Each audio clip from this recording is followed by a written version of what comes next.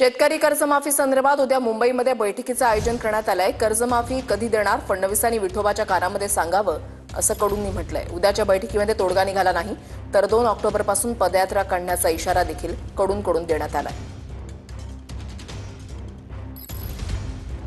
आंदोलक नक्षलवादी होतात, तुमच्या ते बिलकुल मुजरा फक्त त्यांनी असा आदेश नाही काढला पाहिजे का आम्ही आलो म्हणजे मुजरा करत जा, एवढं अपेक्षा राहिली असेल ना तर त्यांना। आणि वारीत नक्षलवादी घुसते तर मग तुमचं सरकार काय तोंड पाहतं का? फडणवीसजी तुम्ही जाताय ना पंढरपूरच्या विठोबाला भेटायला, त्या विठोबाच्या साक्षीनं किमान कानात तरी सांगायची ताकद ठेवा का योग्य वेळ कर्जमाफीची कधी येईल म्हणून। तोडगा निघेल किंवा काय नेमकं काही त्यावरती सकारात्मक पाऊलं सरकारकडनं उचलली जातील असं वाटतंय?